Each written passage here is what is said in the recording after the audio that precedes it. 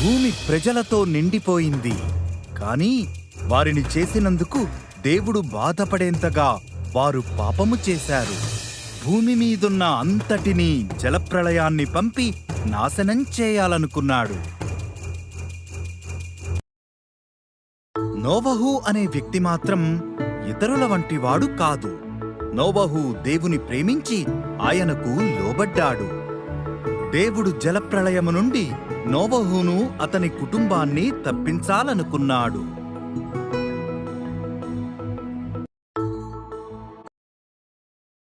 దేవుడు జలప్రళయమును గూర్చి నోవహును హెచ్చరించాడు.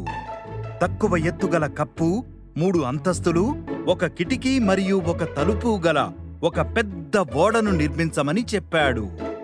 నోవహు లోబడి దానిని నిర్మించాడు. 2 చొప్పున ప్రతి విధమైన జంతువులను సమకూర్చమని దేవుడు నోవహుతో చెప్పాడు. 1 మగది, మరొకటి ఆడుది. తరువాత నోవహు, అతని కుటుంబం మరియు జంతువులు ఆ ఓడలోనికి వెళ్లారు. దేవుడు ఆ ఓడ తలుపును మూసివేశాడు. 40 పగళ్ళు 40 రాత్రులు వర్షం కురిసింది. ఆకాశము నుండి పడే నీళ్లతో పాటు సముద్రాలు, నదులు పొంగిపోయాయి. ఎత్తైన పర్వతాలు సహితము ఆ జలప్రళయములో మునిగిపోయాయి.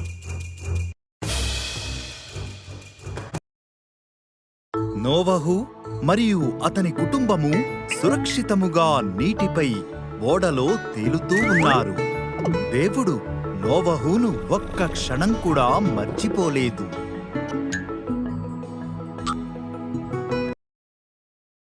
దేవుడు వీచే గాలిని పంపాడు. నీరు ఇంకిపోయింది. అరారాతు పర్వతముపై ఓడ నిలిచింది. నోవహు ఒక పావురాన్ని బయటికి పంపాడు. అది తిరిగి రానప్పుడు బయట సురక్షితంగా ఉందని అతడు గ్రహించాడు. నేల పొడిగా ఉన్నప్పుడు దేవుడు వారిని బయటికి రమ్మని చెప్పాడు. భూమి మొత్తాన్ని ఇంకెన్నడూ వరదతో ముంచననే వాగ్దానానికి సూచనగా ఆయన ఆకాశములో రంగుల ధనుస్సును ఉంచాడు.